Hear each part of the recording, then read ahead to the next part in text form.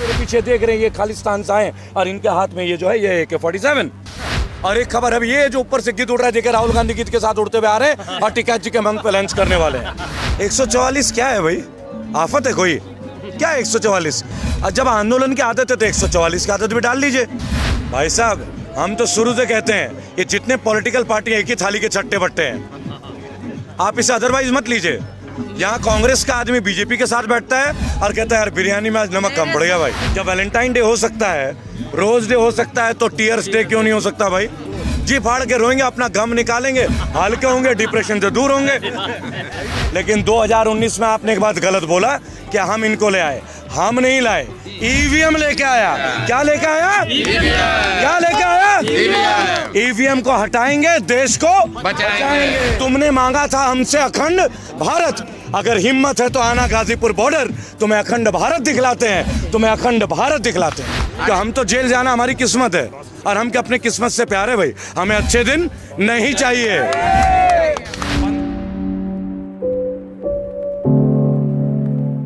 जमानत नहीं होती 6 महीने तक, 7 दिन में जमानत हो गई।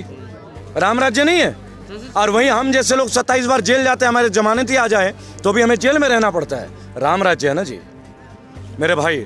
एक बड़ी छोटी सी बात है, विपक्ष का भी एक जिम्मेदारी है अपने नागरिकों के लिए, वो भी पॉलिटिकल सिस्टम के हिस्सा है। जिस तरह आपका भी एक जिम्मेदारी है, आप पत्रकार हैं, आप सही ग्राउंड जीरो से पहुंचाइए। नहीं तो आप बोल देंगे जी आप जो मेरे पीछे देख रहे हैं ये खालिस्तान से आए और इनके हाथ में ये जो है ये AK-47। एक खबर ये भी बन सकती है ना। और एक खबर अभी ये जो ऊपर से गिद्ध उड़ रहा है, देखिए राहुल गांधी गिद्ध के साथ उड़ते हुए आ रहे हैं और टिकैत जी के मंग पे लंच करने वाले हैं। ये भी एक खबर है। सो प्लीज जर्नलिज्म को उसका सम्मान दिलाएं, उसका खोया हुआ सम्मान वापस दें। आज सैटेलाइट चैनल जितने हैं वो दब चुके हैं, या तो बिक चुके हैं, या दब चुके हैं, या घबरा चुके हैं। आप लोग बिके नहीं है क्योंकि इतने पैसे उनको है नहीं कि आपको भी दे दें। तो ये एकमात्र मंच है, लोगों का भरोसा है, इस मंच से लोगों के भरोसे को कायम रखें। मैं तो बस ये अनुरोध करूंगा आप लोगों से। देखिए मैं एक बात बोलता हूँ, ये पत्रकारों की लड़ाई आज किस लोगों के तो पैनल भी है, वकीलों के, इनके कहाँ पैनल है? देखिए आपको गलतफहमी होगी कि मेरा कोई पैनल है। आप मेरे पेज देख लीजिए, मुझे उठा के पुलिस ले जाती है घर से। किसान आंदोलन को रिस्पॉन्ड करने वाले लोग। आप गौर से अब सुनिएगा, आपने बोला आप लोग, आप में मैं भी शामिल हूँ, समझिएगा। मैं शब्दों को सुनता हूँ, एक पत्रकार हूँ, कान से सुनता हूँ। अच्छा वक्ता बाद में हूँ, पहले अच्छा श्रोता हूँ। अच्छा वक्ता हूँ या नहीं हो तो आप तय करेंगे, ये मैं कैसे कह दूँ।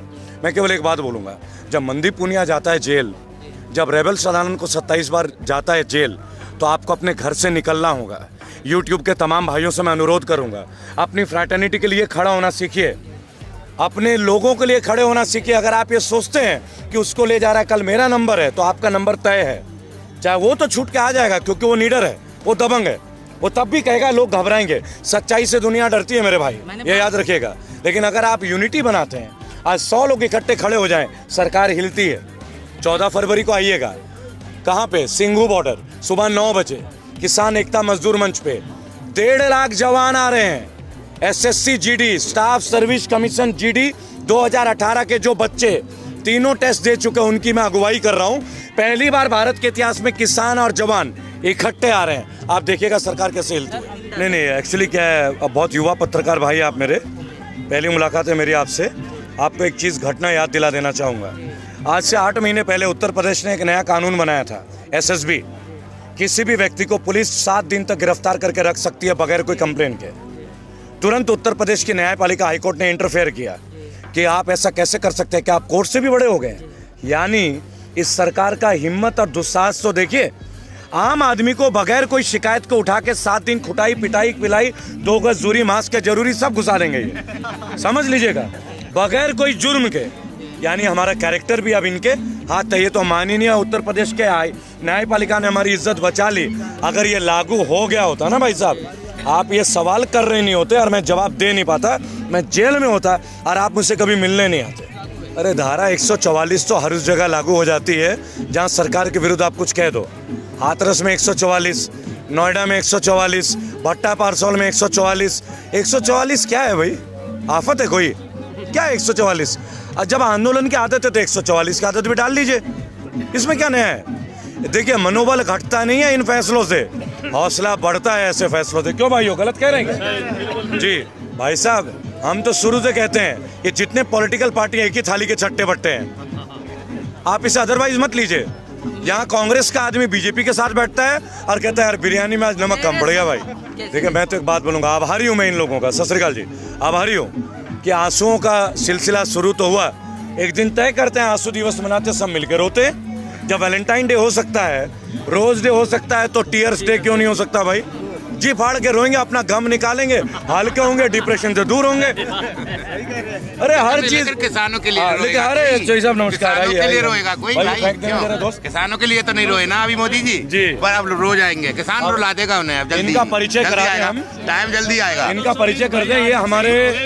ये हमारे बड़े भाई हैं चौधरी धर्मवीर तालान, संभालते हैं है ना जी, यहाँ का सोशल मीडिया भी देखते हैं। और मैं बड़े भाई जब कहता हूँ कि इसलिए कि बहुत सारे आंदोलन में मैं निजी तौर पे शामिल रहा हूँ इनके साथ। एक्सीलेंट व्यक्तित्व है, सही को सही और गलत को गलत। आपने जो पूनम पंडित वाला सुना था, उसमें भाई साहब ने एक बात कही थी कि मंच आपका है लेकिन यहाँ पर्सनल बातें मत कीजिए, यहाँ अपने गर्लफ्रेंड बॉयफ्रेंड ये सब बातें मत कीजिए, ये किसानों का मंच है, किसानों की बात कीजिए। पूनम पंडित के साथ आप जी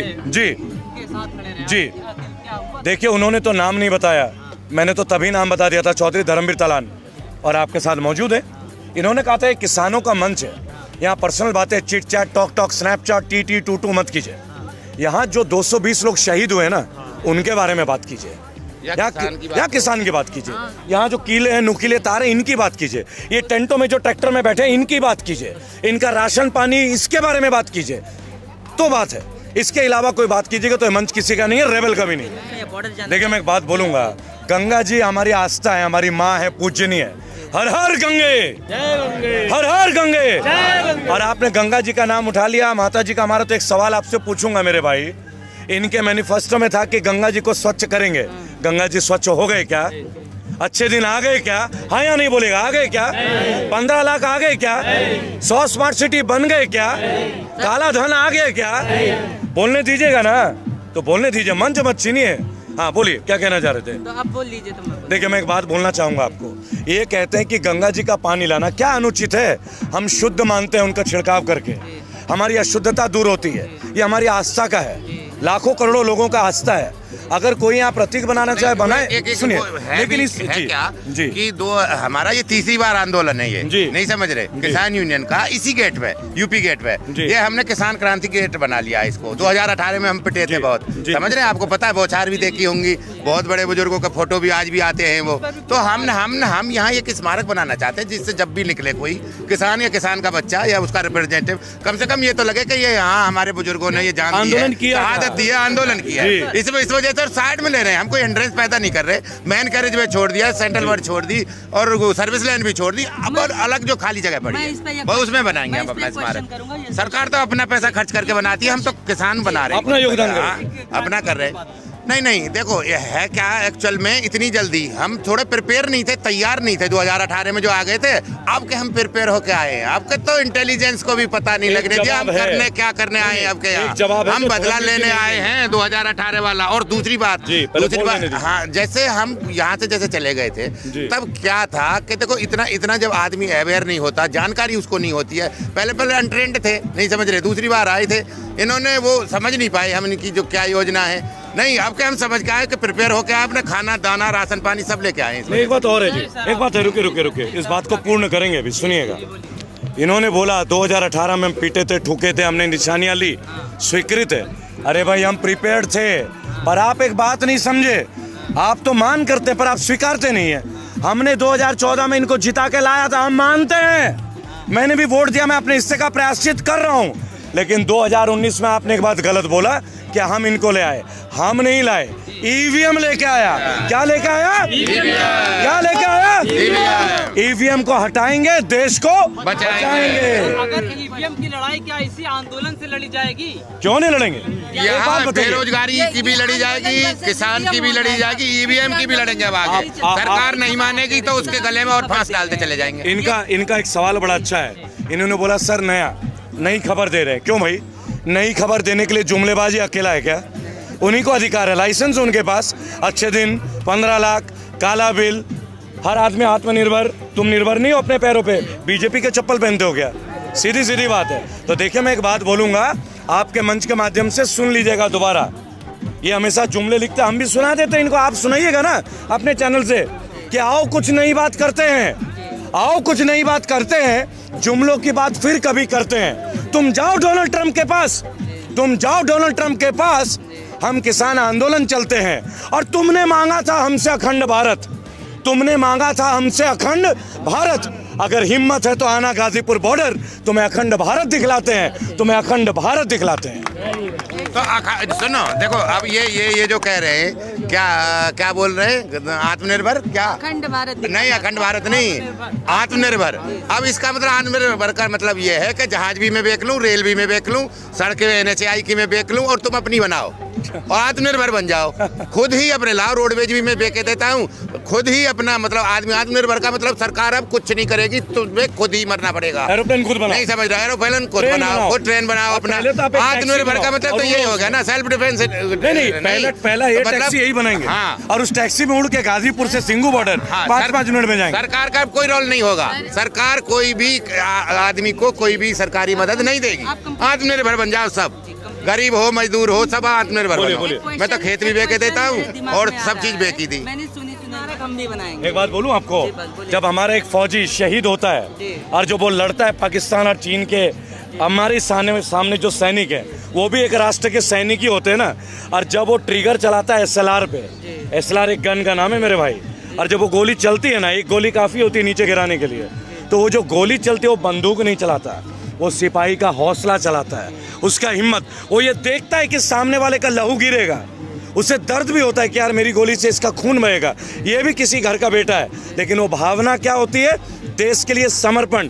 उसी तरह आंदोलन भी एक भावना है जो हमारे यहाँ भी है और हमारे यहाँ भी है। अगर कोई हमारी हिम्मत, कोई हमारी मान सम्मान, ये किसान आंदोलन नहीं है, ये हमारी मिट्टी को हमसे अलग करने का आंदोलन है। हमारी माँ, हमारी अस्मिता, हमारी गौरव, हमारी आन बान शान की लड़ाई है, और ये हक हम अपना किसी को लेने नहीं देंगे, नहीं देंगे। राजनीति नहीं है बस दोस्तों, आपका आंसर यही है। आप जिसे राजनीति बोलते हैं ना, वो भी भावना से निकलती है और आंदोलन भी भावना से ही चलती है। आप भावनाओं को समझ ही नहीं रहे मेरे भाई। आपकी कोई फ्रेंड रही है कि नहीं भावना के नाम की, या तो उससे पूछ लीजिएगा। सुनिएगा मेरी बात, आप पत्रकार हैं, बीच बीच में गुदगुदाइएगा। इतने युवा स्थिति में इतना प्रेशर लेना ठीक नहीं है आपके लिए। सुनिए, हम जो भी काम करते हैं ना वो भावना के लिए करते हैं। हम मैट्रिक का एग्ज़ाम देते हैं तो भावना होती है, मेरे पिता मुझे देखेंगे, मोहल्ले के लोग मुझे देखेंगे। हम खाना बनाते हैं ना तो एक भावना होता है कि मेहमान आए, अच्छा स्वाद होना चाहिए। और देखिए मेरा भाई खीर खा रहा है, तो जिसने बनाया ना वो भावना मिला के बनाता है।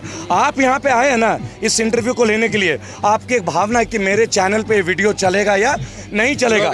हर चीज़ जुड़ा है फीलिंग से, भावना जुड़ी हुई है ना आपकी भी। तो भावना यही है कि हम अपने भावना से बना रहे हैं। भावनाओं को समझिए प्रभु, भावनाओं को जो लोग समझिए। उन्होंने कॉमन शहादत दी है, उन्होंने कोई अपने पर्सनल तो दी नहीं है अपने लिए। अरे कौन कहता है यार, तुम लोग मेरे और प्रधानमंत्री के बीच में फासले पैदा कर रहे हो। अरे तुमने उस दिन बोला था कि प्रधानमंत्री ने बोला 1 कॉल की दूरी पे ला यार, तू वो क्या बोलते हैं, फोन नंबर दे जल्दी, मिलाओ यार, नंबर दो यार। हम तो आपसे जानने आए, मिला है कि नहीं मिला है? मिला है पर उन्होंने मिला है पर उन्होंने बोला था, हे रेबल मेरे भक्त, हे मेरे अंध भक्त तो नहीं, तुम मेरे पूर्व अंध भक्त रहे, नंबर मत बांटना, अकेले में बात कर लेंगे। जय हिंद, जय भारत। अच्छा क्या बात हुई बता दीजिए, आगे क्या बात हुई बता दीजिए। इस बार प्रधानमंत्री जो है ना, पत्रकारों के मृत्यु का समाचार सुनने का इंतजार कर रहे हैं मेरे भाई, कि हर बार किसान ही क्यों मर रहा है। 2-4 गोदी मीडिया के जो विरोधी हैं, 2-4 ऐसे पत्रकार क्यों नहीं मर रहे हैं। जिस दिन हो जाएगा ना, उस दिन कान खड़े हो जाएंगे, आंखों से पानी भी आ जाएगा। उस दिन कोई नहीं कहेगा कि टिकैत जी के आंसू घड़ियाली है। हौसला है, दिखाइए बात, ये चढ़ाइएगा ये बात, तो मान जाऊंगा आपकी मीडिया को कि हम तो जेल जाना हमारी किस्मत है, और हम क्या अपने किस्मत से प्यारे भाई। हमें अच्छे दिन नहीं चाहिए, 15 लाख काला धन, स्मार्ट सिटी, किसान बिल। जय हिंद, जय भारत।